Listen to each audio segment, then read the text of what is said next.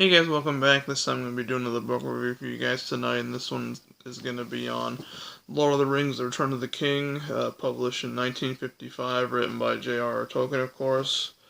And basically, what this one is about is it's the last one of the trilogy, and this one is basically um, Lord Sauron is basically making a war for the ring, and pretty much Frodo, Sam are getting closer and closer to Mordor to destroy the ring, and basically Frodo and Sam, their friends, like want to fight in the war and to keep Sauron distracted so that Frodo and Sam can succeed at destroying the ring once and for all.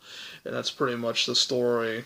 And yeah, it's a very good end of a trilogy. Just really well written, lots of action. It's very heartbreaking as well, and some of it's hard to read because it's the last one, so it's a lot of sad stuff happens, but it's still a great story. Um, like I said in the last video, that a lot of people consider this one as their favorite.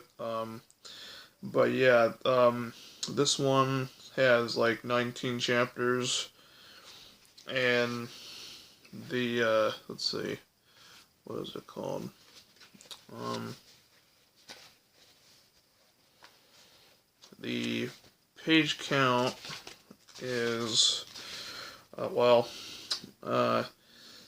including the appendices and index, which I don't really count them like if I'm reading it, but the page count is 491 is how long the book is, but all that other stuff I mentioned, like the what the hell is it called again?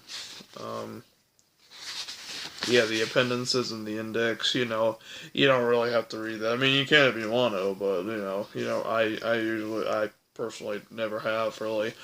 But yeah, it's just a great story. Frodo and Sam, like they go through like a lot of like emotional type of crap, and everybody goes through a lot in this one, and it's just a very great chapter to like end a trilogy, in my opinion. Like, this is how you end a trilogy. Like, I'm not even kidding. Like, this is like, if you're talking about ending a trilogy, like this one is definitely a perfect example for it, because um it's just like is so well created, and how like the author just ended the series with this book right here.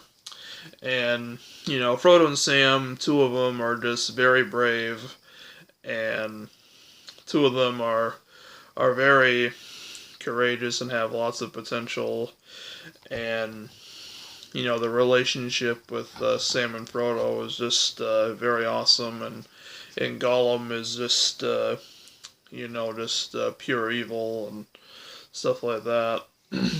And like a lot of the stuff that happens, I know I didn't mention a whole lot in my review of the Two Towers and for this one, but I want to ruin it. I don't want to ruin a whole bunch of stuff for you guys, or anything for that matter. Just in case you haven't read it or seen the movies. But yeah, I don't want to like talk about like a bunch of stuff that I'm sure a lot of people want me to talk about, but that's only because, not because I don't want to at all. It's because, for people who, who haven't read the book, and, just in case there's people out there who want to find out for themselves and whatever. But, yeah, and, this is the last one, and, there hasn't really been much, since then, really, about Lord of the Rings. I mean, like, there's been like unreleased stuff of the author that was released years later, but that's pretty much it, really. So, but to find out more about what happened years later, you can go on. It's like a Wikipedia page for Lord of the Rings, so you can check that out.